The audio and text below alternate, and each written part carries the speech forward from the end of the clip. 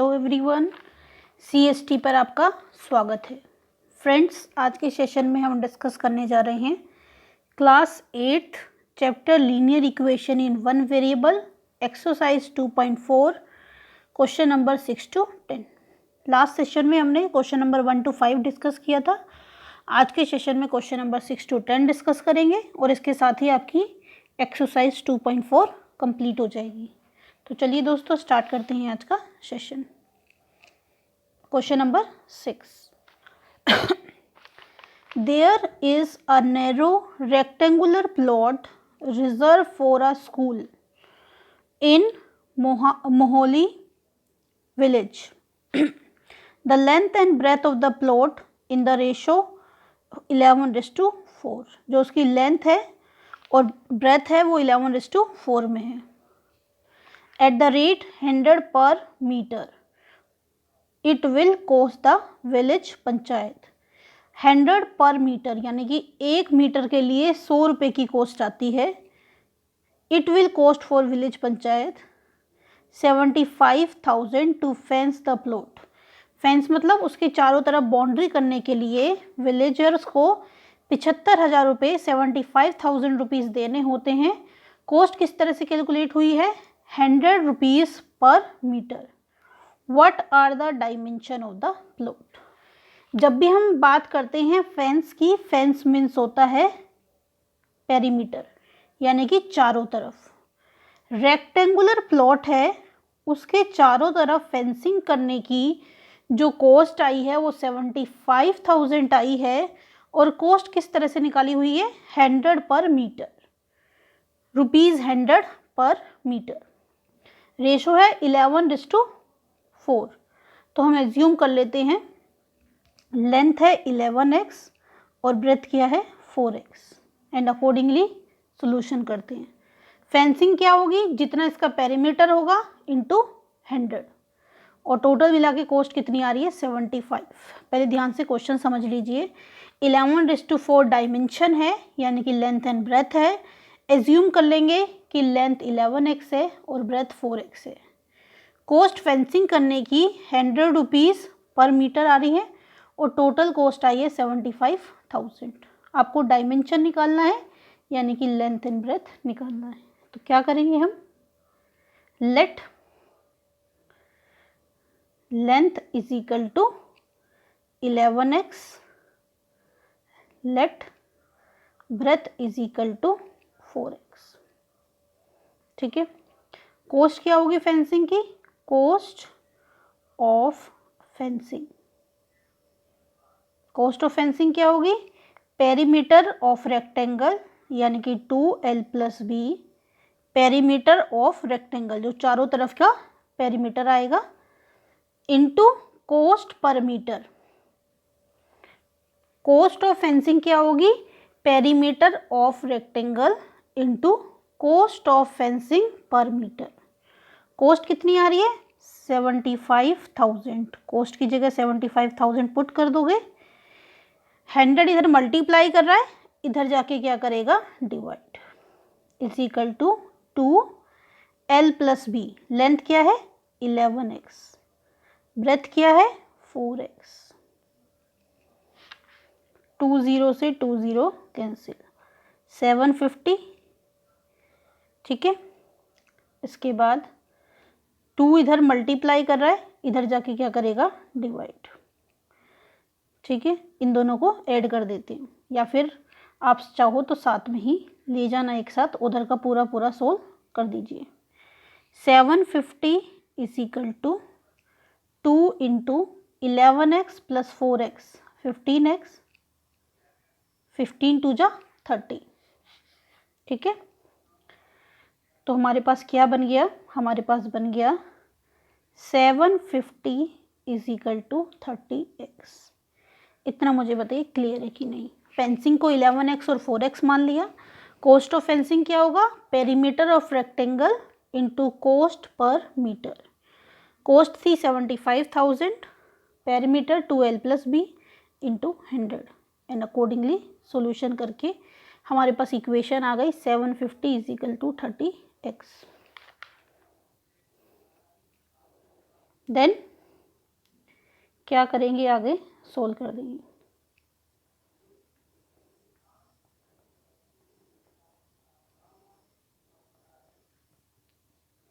ठीक है, तो हमारे पास है 30, उधर मल्टीप्लाई करा, इधर आके क्या करेगा, डिवाइड। 750 divided by 30। ठीक है, 0 से 0 क्या हो जाएगा, कैंसिल। 3 से कट कर दीजिए इसको। 3 2 जा 6, 3 5 जा 50। एक्स की वैल्यू क्या आ गई, एक्स की वैल्यू आ गई 25। एक्स की वैल्यू 25 आ गई। अब डायमेंशन निकाल दीजिए। Therefore length is equal to 11x, यानी कि 11 इंटू 25।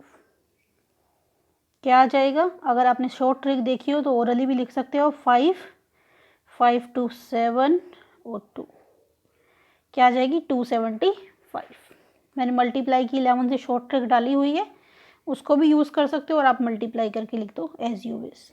तो लेंथ क्या आ गई, 275 मीटर। ब्रेथ क्या है, ब्रेथ 4x, 4 इंटू एक्स यानी कि 100 मीटर। ध्यान से देखिए, स्टार्टिंग के 5 क्वेश्चन जो थे वो इजी थे, स्टार्टिंग के 5 क्वेश्चन इजी थे, लास्ट के 5 क्वेश्चन टफ हैं और इम्पॉर्टेंट है। अगर कोई डिफ़िकल्ट क्वेश्चन देता है तो वो 6 to 10 में से क्वेश्चन चूज करेगा। क्लियर है, तो डायमेंशन क्या आ गया, लेंथ आ गया 275 मीटर और ब्रेथ आ गया 100 metre. Question number 7, Hasan buys 2 kind of clothes material for school uniform. Hasan ने 2 टाइप का स्कूल मटेरियल खरीदा है। Shirt material that cost him 50 per metre. Shirt का मटेरियल खरीदा जिसकी कॉस्ट उसको क्या आती है, ₹50 per metre. And trouser material that cost him 90 per metre. Trouser का मटेरियल खरीदा, उसकी कॉस्ट है ₹90 per metre. For every 3 metre of shirt material he buy 2 metre of trouser material. अगर वो 3 मीटर शर्ट का मटेरियल खरीदता है तो 2 मीटर ट्राउज़र का मटेरियल परचेज करता है। He sells the material at 12% and 10% profit respectively. वह जो मटेरियल है वो 12% और 10% प्रॉफिट पर सेल कर देता है। हिज टोटल सेल इज 36,600 और उसकी टोटल सेल क्या है, 36,600। How much trouser material did he buy. उसने ट्राउज़र के लिए कितना मटेरियल खरीदा था। अगर 3 शर्ट के लिए खरीदता है तो 2 ट्राउज़र के लिए खरीदता है, इसी से रेशो निकाल देंगे। Let material purchase for shirt, let material purchase for shirt is equal to 3x। हमने मान लिया कि शर्ट के लिए उसने खरीदा था 3x। ठीक है, देयरफॉर फॉर ट्राउज़र, पूरा लाइन लिख देना, मटेरियल परचेज फॉर ट्राउज़र, मैं शॉर्ट में लिख रही हूँ, क्या लिखना है, therefore material purchase for trouser is equal to 2x। जो उसने 3 मीटर के लिए 2 मीटर ट्राउज़र खरीदा था उसको मैंने रेशो में कन्वर्ट कर दिया। मैंने एज्यूम किया कि भाई ये 3x परचेज करता है और ये क्या करता है, 2x। ठीक है, अब बात आ रही है कॉस्ट की और प्रॉफिट की। तो पहले शर्ट की बात कर लेते हैं। शर्ट का मटेरियल खरीदता है 3x और कितनी कॉस्ट है शर्ट के मटेरियल की, ₹50 per metre. Cost of shirt material कितनी आ जाएगी, short of cost 2x into 50, ये आ गई कॉस्ट यानी कि 100x। प्रॉफिट कितना है, 12%। प्रॉफिट 12%, 100 का 12%, 100 का 12% प्रॉफिट 100x था, यानी क्या आ गया 12x। ध्यान से देखिए, मैंने एज्यूम किया कि उसने शर्ट के लिए, सॉरी गड़बड़ हो गया, ये शर्ट का कितना था 3x था ना, 2x ट्राउज़र वाला लग दिया। Cost of shirt material is equal to 3x into 50। दोबारा से निकालना पड़ेगा ये वैल्यू हमें। Cost of shirt material 3x माना था और 1 मीटर 30 का है, टोटल कितना हो गया 150x। प्रॉफिट कितना है 12%। 150x का 12% कैंसिल हो गया। 5 3 जा 15, 5 2 जा 10, 2 से कट किया, 2 6 जा 12, 6 3 जा 18, ये आ गया प्रॉफिट। तो सेलिंग प्राइस शर्ट के लिए क्या आ गया, selling price SP for shirt क्या होता है CP plus profit, CP plus profit. इतना ध्यान से नोट कर लीजिए, समझ लीजिए। शर्ट के मटेरियल को हमने मान लिया 3x, ट्राउज़र के मटेरियल को मैंने माना 2x। कॉस्ट ऑफ शर्ट क्या हो जाएगा 3x इंटू 50, क्योंकि मटेरियल की लेंथ है 3x और 1 मीटर की कॉस्ट है। आप ये भी बोल सकते हो 3x मीटर। शर्ट का जो क्लॉथ है वो 3x मीटर, ट्राउज़र का जो क्लॉथ है वो 2x मीटर परचेज़ किया। कॉस्ट क्या है 50 पर मीटर, तो 3x की क्या हो जाएगी 3x इंटू 50 यानी कि 150। कितने प्रॉफिट पे सोल्ड किया उसे 12%। 150x का 12% निकाला, हमारा 18 आ गया। सेलिंग प्राइस क्या होता है CP प्लस प्रॉफिट, यानी कि 150 प्लस 18। CP फॉर शर्ट क्या आ जाएगा 150 plus, sorry SP for shirt 150 plus 18। SP for shirt is equal to 150x plus 18x is equal to 168x।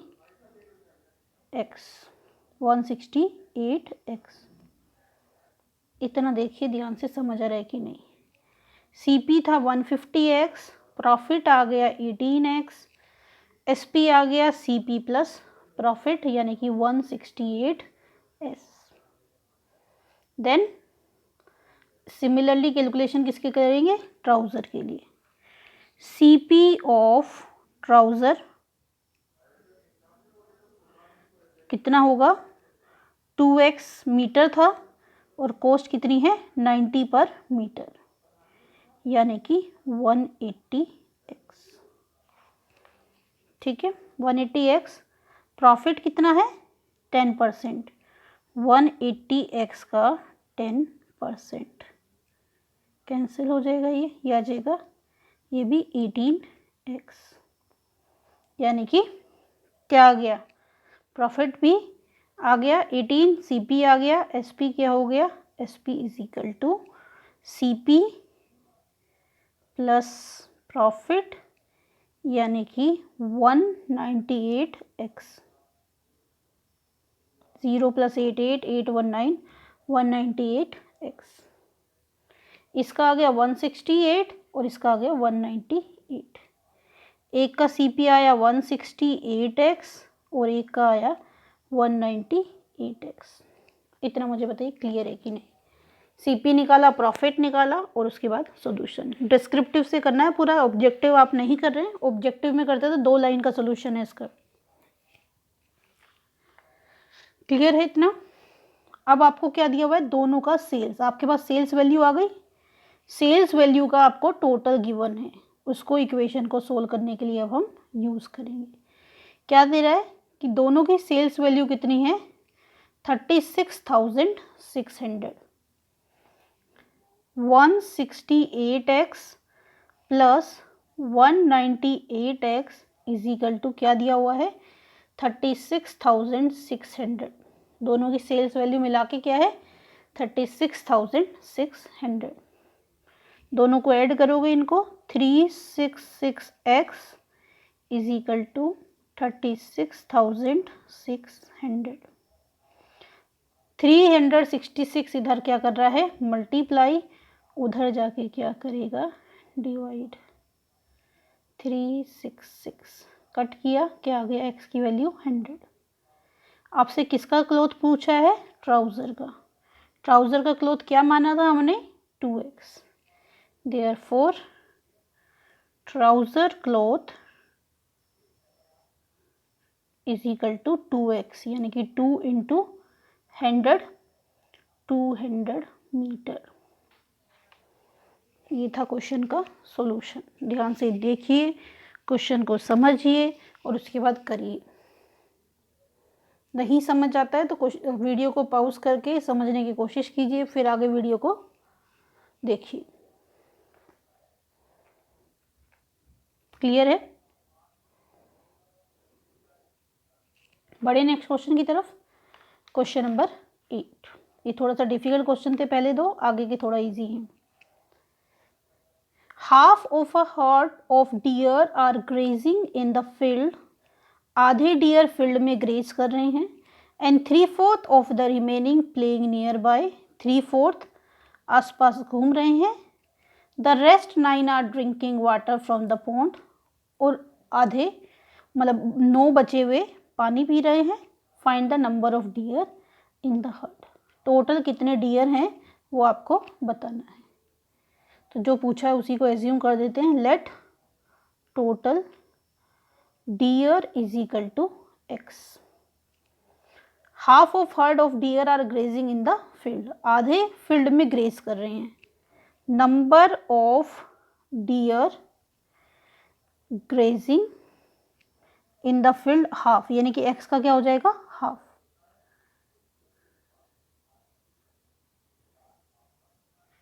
Grazing in the field half है, half x, ठीक है। Then 3/4 of the remaining, बचे हुए का, तो पहले क्या निकालना है, रिमेनिंग। रिमेनिंग टोटल थे x, 1/2 ग्रेस कर रहे हैं, तो रिमेनिंग कितने हो गए, x में से आधा, यानी x क्या है, 1 है, 1 में से आधा गया, आधा। एलसीएम लेके सोल्व कर सकते हो या डायरेक्ट भी लिख सकते हो, 1/2 x। तो कह रहा है 3/4 of the remaining are playing nearby. Number of deers playing nearby क्या है, जो बचे हुए हैं उसका 3/4। तो बचे हुए कितने, 1/2 x, इसका 3/4, यानी कितने खेल रहे हैं nearby, 3/8 x। Number of deers playing nearby is equal to, जो रिमेनिंग है उसका 3/4, रिमेनिंग था 1/2, उसका 3/4 निकाला। 3 1 जा 3, 2 4 जा 8, यानी कि आ गया 3/8। यानी कि जो टोटल नंबर ऑफ डियर हैं ये किसके इक्वल हैं, number of deer grazing near the field, number of deer playing near the field, और number of deer drinking water near the pond. तीनों को मिला के कितना है, x है। इतना मुझे बताइए कैलकुलेशन क्लियर है कि नहीं। हमने एज्यूम कर लिया डियर x थे, आधे क्या कर रहे हैं, ग्रेज कर रहे हैं, तो x का हाफ, ठीक है, यानी कि आधा हो गया। रिमेनिंग का बोला हुआ है 3/4, तो पहले रिमेनिंग निकाला। 1 में से हाफ लेस कर दोगे तो ऑब्वियसली हाफ ही बचेगा। हाफ का 3/4 प्ले कर रहे हैं, तो हाफ का 3/4 निकाला, तो आ गया 3/8 x। क्लियर है इतना। चलिए अब इक्वेशन फॉर्म कर देते हैं अपनी, कि भाई जो ये x है, टोटल जो x है किस किस को मिला के है, half grazing near the field plus playing near the field, यानी कि 3/8 x, 3/8 x प्लस 9। टोटल जो x है, हमने total number of deers in the heard माना था x, x टोटल है। टोटल किस किस को मिला के है, हाफ जो ग्रेज कर रहे हैं, 3/8 x जो नियर बाय प्ले कर रहे हैं, और 9 जो पॉन्ड में वाटर ड्रिंक कर रहे हैं, ठीक है। अब इसी इक्वेशन को सोल्व कर देंगे। आपसे पूछा हुआ है नंबर ऑफ डियर, तो जो पूछा है वही हमारे पास क्या आ जाएगा आंसर। क्वेश्चन के सिचुएशंस को समझना है और ध्यान से करना है। सी, इनको उधर ले आते हैं, एक्स वाली एक तरफ, x minus 1/2x minus 3/8x, उधर प्लस थे, इधर आके क्या हो गए माइनस। इस x के नीचे कुछ नहीं है, 1 लगा देते हैं। 1, 2 और 8 का क्या निकालेंगे एलसीएम। 1 तो भाई 1 ही है, 2 और 8, अगर एक छोटा नंबर बड़े नंबर के टेबल को पूरा पूरा आता है, यानी कि छोटा नंबर बड़े नंबर को पूरा पूरा डिवाइड कर देता है, तो बड़ा नंबर ही क्या होता है एलसीएम। अदरवाइज आप एलसीएम के फॉर्मेट से भी इसको निकाल सकते हैं। बट फंडा क्या है, देखो भाई 1 तो जो बड़ा होगा उसी से आ जाएगा, तो इन दोनों में देखना है। जो बड़ा नंबर होता है अगर वो छोटे नंबर से पूरा पूरा जा रहा है तो बड़ा नंबर ही क्या हो जाता है एलसीएम। एलसीएम क्या आ गया इसका 8। कंपेयर करते हैं, 1 8 जा 8 तो x 8 जा 8x, 2 4 जा 8 तो 1 4 जा 2 4 जा 8 तो 1 4 जा 4, 8 1 जा 8 तो 3 1 जा 3। सोल्व करोगे 8x minus 4x minus 3x x, 8 इधर डिवाइड करा, उधर जाके क्या करेगा मल्टीप्लाई, यानी क्या आ गई x की वैल्यू 72। आपसे पूछा था find the number of deer in the herd, तो बोलोगे therefore number of deers in herd is equal to कितना आ गया 72। This is the solution of given question. Clear है? ध्यान से समझिए, मैंने पहले ही बोला है आपको ये जो 4-5 क्वेश्चन हैं ये थोड़े से कंपैरेटिवली डिफ़िकल्ट हैं पिछले क्वेश्चनों से। पहले बिल्कुल सिंपल क्वेश्चन थे, अब थोड़ा सा आपको दिमाग लगाने के लिए थोड़ा सा ट्विस्ट कर दिया, डिफ़िकल्टी लेवल इंक्रीज कर दिए। अगर आपको धीरे धीरे समझ आता है तो वीडियो को पॉज करके देखिए, पहले दिमाग चलाइए, अपना माइंड यूज़ कीजिए, then see the solution. Question number 9, A grandfather is 10 times older than his granddaughter. Grandfather अपनी granddaughter से 10 times older हैं. He is also 54 years older than her. और वो आप एक तो ये कह सकते हैं कि grandfather granddaughter से 10 times है, या फिर आप ये कह सकते हैं कि grandfather granddaughter से 54 year बड़े हैं। फाइंड देयर प्रेजेंट एज, तो उनकी प्रेजेंट एज आपने फाइंड करनी है।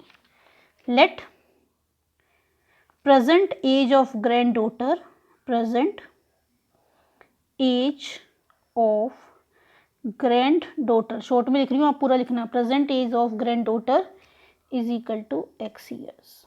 ग्रैंड फादर क्या है 10 साल बड़े हैं और 10 टाइम्स मोर हैं, therefore present age of grandfather is equal to 10x year. ठीक है, और क्या बोल रहा है, जो ग्रैंड फादर की ये जो एज है ये ग्रैंड डॉटर की एज से 52 मोर है, सॉरी 54 मोर है।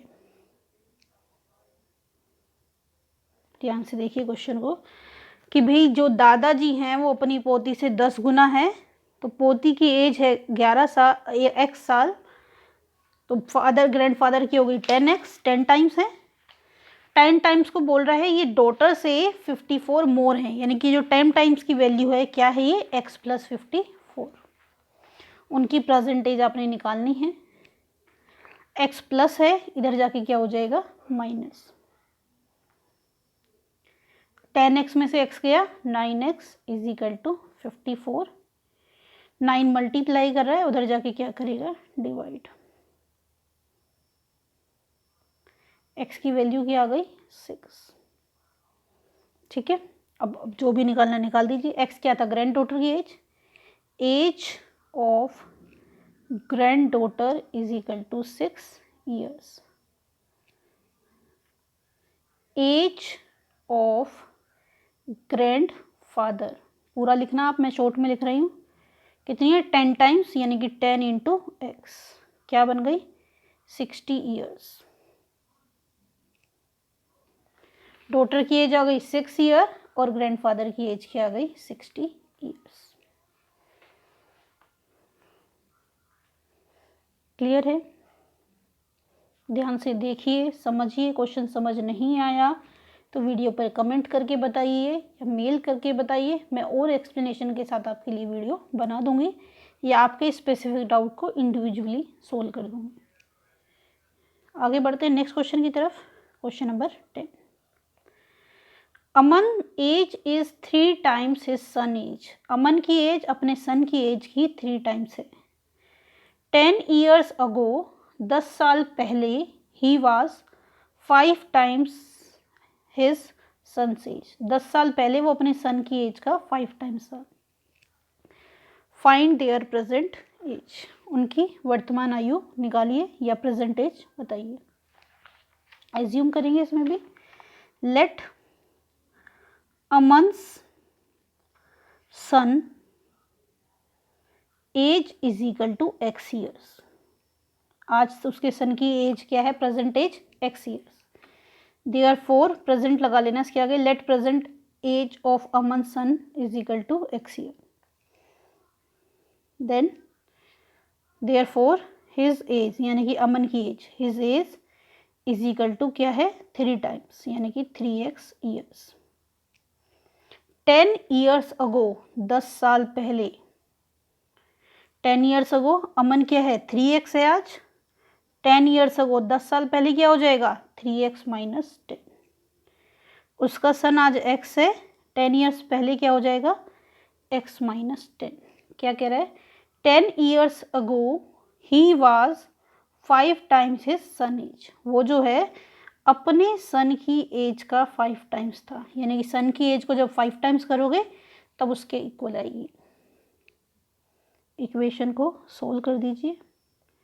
5 इससे भी मल्टीप्लाई, इससे भी multiply.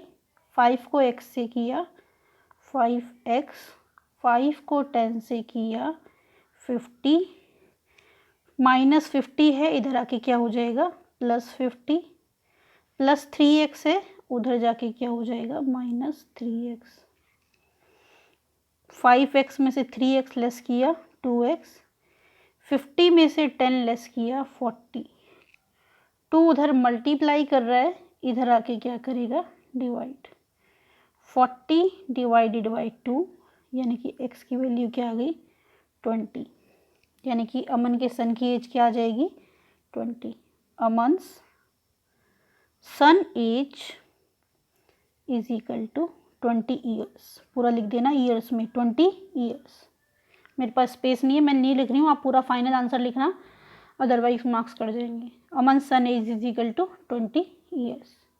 Therefore Aman age is equal to 3 times है यानी कि 20 इंटू 3 कितनी हो गई अमन की एज 60 ईयर्स। साथ में ईयर्स लगा देना फाइनल आंसर के साथ। अमन की एज, अमन के सन की एज हो गई 20 ईयर्स और अमन की एज क्या हो गई 60 ईयर्स। क्लियर है?